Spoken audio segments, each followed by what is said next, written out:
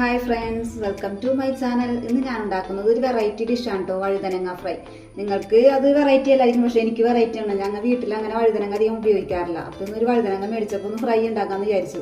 അതിനായിട്ട് നമുക്കിത് ഒരു വഴുതനങ്ങയായിട്ട് ഞാൻ എടുത്തിരിക്കുന്നത്. അത് നല്ലോണം കഴുകി വൃത്തിയാക്കി വെച്ചിട്ടുണ്ട്.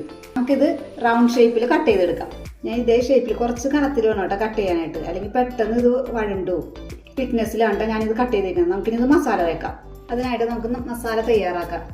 ആ വഴുതനങ്ങക്ക് ആവശ്യമായ മഞ്ഞൾപ്പൊടി, 1 ടീസ്പൂൺ മുളക് പൊടി, നല്ല എരിവുള്ള മുളക് പൊടിയാണ് കേട്ടോ. ആവശ്യത്തിന് ഉപ്പ്, അല്പം കുരുമുളക് പൊടി.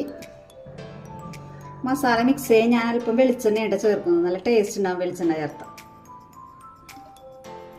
നല്ല കട്ടിയായിട്ട് മിക്സ് ചെയ്യണം കേട്ടോ. മീനൊക്കെ നമ്മൾ മസാല വരയ്ക്കുമ്പോൾ ഇത്തിരി ലൂസായിട്ടാണ് കട്ടിയായിരിക്കാനും വഴുതനങ്ങയിൽ നിന്ന് ആ മസാല വിട്ടു നമ്മൾ ഫ്രൈ ചെയ്യും. അതുകൊണ്ടാണ് ഇത്തിരി കട്ടിക്ക് ഇത് മിക്സ് ചെയ്യണം മസാല. നമുക്കിനി ഓരോ വഴുതനങ്ങയിലേക്ക് തേച്ച് പിടിപ്പിക്കാം. ഇതേപോലെ എല്ലാ വഴുതനങ്ങയും നമുക്ക് മസാല തേച്ച് പിടിപ്പിക്കാം. എല്ലാ വഴുതനങ്ങയിലും മസാല തേച്ച് പിടിപ്പിച്ചിട്ടുണ്ട് കേട്ടോ. ഇതേപോലെ മസാല തേച്ച് എല്ലാത്തിലും പിടിപ്പിച്ചിട്ടുണ്ട്. 2 മിനിറ്റ് റെസ്റ്റ് ചെയ്യാൻ വെക്കാം. പിന്നെ ഒരു പ്രത്യേക ഒരു കാര്യം, നമ്മൾ അധികം ഉപ്പിടരുത് കേട്ടോ. വഴുതനങ്ങയിൽ കോവക്കൊക്കെ ഫ്രൈ ചെയ്യുമ്പോൾ അത് പെട്ടെന്ന് വല്ലാതെ പിടിച്ചെടുക്കും. മീനിന് ഉപ്പിടും, മീനിന് മസാല തേക്കണ പോലെ അല്ല കേട്ടോ വഴുതനങ്ങയിൽ. നോക്കിയിട്ട് വേണം നമ്മൾ ഉപ്പിടാനായിട്ട്.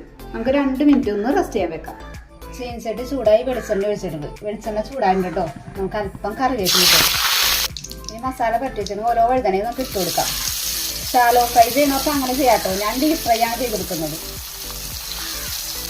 തീ കുറച്ച് ഇട്ടോണം കേട്ടോ. ഇത് ഫ്രൈ ചെയ്തെടുക്കാം, പെട്ടെന്ന് കരിയും. നമുക്കിതൊന്ന് മറിച്ചിട്ട് കൊടുക്കാം കേട്ടോ. 2 സൈഡും ഇതുപോലെ തിരിച്ച് മറിച്ചിട്ട് നമുക്കിത് ഫ്രൈ ചെയ്തെടുക്കാം. വീണ്ടും ഒന്ന് നമുക്ക് മറിച്ചിട്ട് കൊടുക്കാം കേട്ടോ.